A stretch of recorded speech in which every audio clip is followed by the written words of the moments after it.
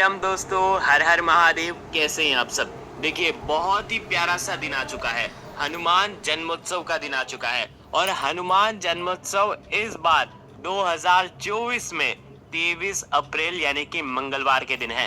देखो, जब भी मंगलवार या शनिवार के दिन अगर हनुमान जन्मोत्सव आता है तो ये बहुत ही खास हो जाता है और इसीलिए इस दिन एक छोटा सा हवन आपको आपके घर में करना है, जिससे आपके जीवन के सारे संकट विघ्न दूर हो जाएंगे। वैसे तो आज के इस पूरे वीडियो में हम 4 बहुत ही महत्वपूर्ण उपायों के बारे में बात करेंगे, जो कि आपको हनुमान जन्मोत्सव पर करना है।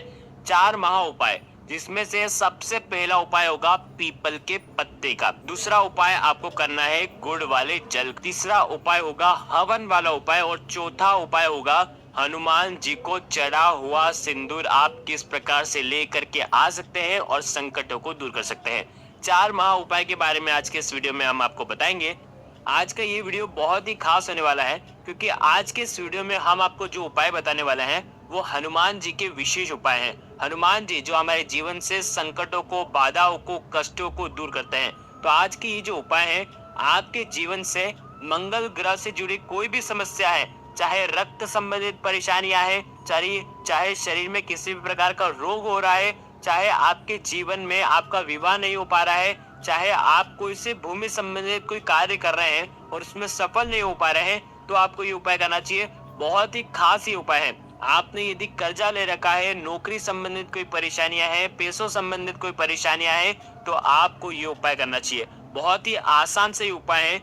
आप ये उपाय पूर्णिमा की रात में भी कर सकते हैं या तो चैत्र मंगलवार के दिन भी कर सकते हैं। देखिए, पूज्य गुरुदेव की ही कथा सुन करके, समझ करके समझाने का पूरा प्रयास करूंगा, लेकिन उससे पहले वीडियो को लाइक करें और भगवान शिव के यदि आप सच्चे भक्त हैं तो चैनल को जरूर सब्सक्राइब करें और हनुमान जी के ये उपाय हैं तो कमेंट में जय श्री राम सच्चे दिल से जरूर लिखना।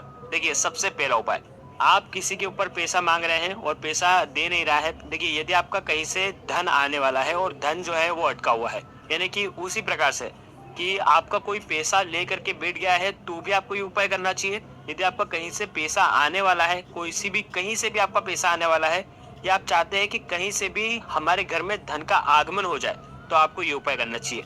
बहुत आसान सा उपाय है। ये जो उपाय है हनुमान जी के तीसरे नंबर के जो भाई है, जो कि रतिमान है। रतिमान, देखो वीडियो के अंदर, स्क्रीन के अंदर आपको पता चल जाएगा। रतिमान, यदि आप चाहते हैं कि गुप्त रूप से आपके घर में धन की वर्षा हो जाए, आपके जो अटके हुए काम है वो सिद्ध हो जाए, आपके जो अटका हुआ पैसा है वो आपके घर में वापस आने लग जाए, तो आपको चैत्र मंगलवार के दिन या तो चैत्र पूर्णिमा के दिन आपको क्या करना है, एक पीपल का पत्ता लेना है। देखिए, अभी पीपल का जो पत्ते हैं अभी घिर रहे हैं, यानी कि खिल रहे हैं, तो आप जमीन पर से भी पीपल का पत्ता उठा करके शुद्ध जल से साफ करके उस पीपल के पत्ते को आपको लेकर के आना है और लाल रंग का, ध्यान रखना, नारंगी नहीं, लाल रंग का सिंदूर होना चाहिए। और उस सिंदूर से, एक सिंदूर के अंदर थोड़ा सा चमेली का तेल डाल दें या घी डाल दें, या आप पानी भी डाल सकते हैं, और उसके बाद सिंदूर से आपको उस व्यक्ति का नाम लेना है। देखिए, जो भी व्यक्ति है उस व्यक्ति का नाम आपको लिखना है सिंदूर से, उस पत्ते के ऊपर, चिकनी वाली साइड के ऊपर आपको नाम लिखना है। बहुत ध्यान से समझना कि ये व्यक्ति मेरा पैसा नहीं दे रहा है तो उसका नाम लिखना है, या आपका कोई व्यापार से कोई पैसा अटका हुआ है तो उस व्यापार का आपको नाम लिखना है, या आपको गुप्त रूप से धन की प्राप्ति करना है तो आपको धन की प्राप्ति के लिए एक बिंदी लगाना है। यदि धन की प्राप्ति चाहिए तो एक बिंदी, यदि आपका कोई पैसा लौटा नहीं रहा है तो उसका नाम लिख दीजिए, और उस व्यापार से पैसा नहीं आ पा रहा है तो उस व्यापार का आप नाम लिख दीजिए। और इस नाम को आपको क्या करना है, जल के अंदर प्रवाहित कर देना है। मात्र 15 से 21 दिन के अंदर वो आपका पैसा भी लौटाएगा, आपके घर में गुप्त रूप से धन की प्राप्ति भी होगी। यदि किसी जगह पैसा अटका हुआ है तो वहां से चला करके आपको फोन आएगा कि हम आपका पैसा लौटा देंगे। तो ये भी बहुत खास उपाय है, रतिमान का ये उपाय है, जरूर इस उपाय को करना। रतिमान का उपाय करते समय ध्यान रखना, जैसे ही जल में प्रवाहित करेंगे और बहती हुई नदी होना चाहिए, ऐसा नहीं कि स्थिर पानी होना चाहिए। तो बहती हुई नदी यानी कि बहते हुए पानी में आप छोड़ देना और रतिमान का आपको नाम ले लेना है। बस इतना सा उपाय करना है। ये हो गया पहला उपाय। अब हम बात करते हैं दूसरे विशेष उपाय की। बहुत खास उपाय है, बहुत आसान सा उपाय है। क्या करना है, तांबे के पात्र के अंदर जल लेना है, ठीक है, और साथ में लेना है लाल चंदन। देखो घिसा हुआ लाल चंदन भी आप डाल सकते हैं, या तो लाल चंदन का जो पाउडर आता है वो भी आप डाल सकते हैं। यदि आपके पास लाल चंदन नहीं है तो आप एक टुकड़ा गुड़ का डाल देना। और उसके बाद किसी भी आपको भगवान शिव के मंदिर में जाना है और आपको भगवान शिव के शिवलिंग पर आपको ये लाल चंदन मिश्रित जल या तो गुड़ मिश्रित जल जो है वो आपको भगवान शिव के शिवलिंग पर आपको अर्पित कर देना है।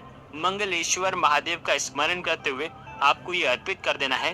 मंगलेश्वर महादेव का नाम लेते लेते आप ये अर्पण करेंगे और जैसे ही जलाधारी के वहां से जल निकलेगा तो वो जो जल है उसको आपको आपके सीधे हाथ से रोकना है और आपके आंखों पर, आपके कंठ पर आपको लगा लेना है।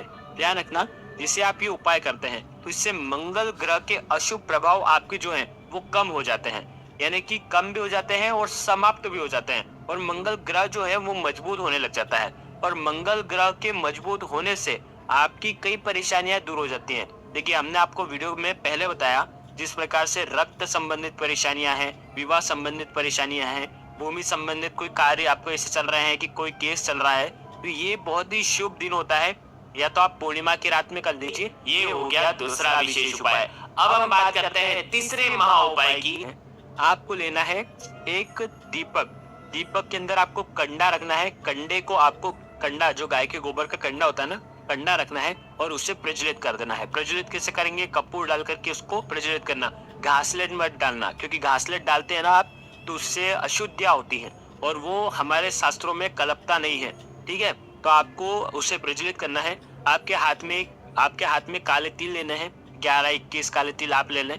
गूगल जो आती है ना, गूगल आपको लेनी है। साथ ही साथ एक जौ लेना है और उसके अंदर आपको घी मिला लेना है। ठीक है, और उसके बाद आपको ओम नमो हनुमते रुद्र अवताराय सर्व शत्रु संहाराय सर्व रोग हराय सर्व वशी कराय श्री राम दूताय नमः स्वाहा, इस मंत्र का आपको 21 बार जाप करना है।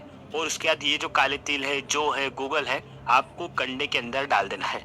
मात्र इतना सा उपाय जाप करके, ये उपाय पंचमुखी हनुमान जी का है और पंचमुखी हनुमान जी का स्मरण करते हुए ही, उनका अगर चित्र है तो चित्र के सामने आप कर सकते हैं, या तो उनका स्मरण करते हुए आपको ये उपाय करना चाहिए।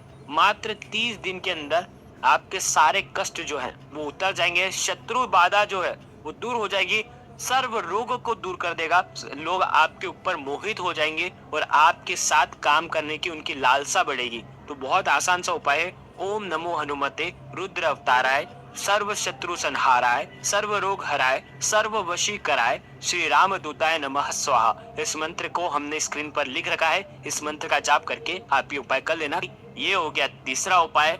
अब हम बात करते हैं चौथे महा उपाय की। आपसे किसी ने कर्ज ले रखा है और वो कर्ज आपका लौटा नहीं रहा है, यानी कि आपसे पैसे ले रखे हैं, पैसे लौटा नहीं रहा है, बात बात पर बातें बना रहा है कि आज दूंगा, कल दूंगा, परसों दूंगा। इस प्रकार से आपके जीवन की समस्या जो है, इस प्रकार से वो आपको टाल रहा है और आपके ऊपर और हावी हो रहा है।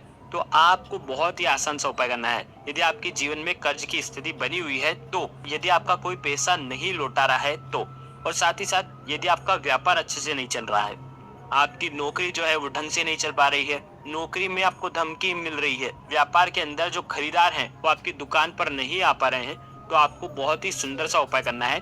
बहुत आसान सा उपाय है। विवाह संबंधित परेशानियां हैं, भूमि संबंधित कोई कार्य आपको ऐसे चल रहे हैं कि कोई केस चल रहा है, तो ये बहुत ही शुभ दिन होता है। या तो आप पूर्णिमा की रात में कर लीजिए। ये हो गया दूसरा विशेष उपाय। अब हम बात करते हैं तीसरे महा उपाय की। आपको लेना है एक दीपक। दीपक के अंदर आपको कंडा रखना है। कंडे को आपको, कंडा जो गाय के गोबर का कंडा होता है ना, कंडा रखना है और उसे प्रज्वलित कर देना है। प्रज्वलित कैसे करेंगे? कपूर डाल करके उसको प्रज्वलित करना। घासलेट मत डालना, क्योंकि घासलेट डालते हैं ना आप तो उससे अशुद्धियां होती हैं और वो हमारे शास्त्रों में कलपता नहीं है। ठीक है, तो आपको उसे प्रज्वलित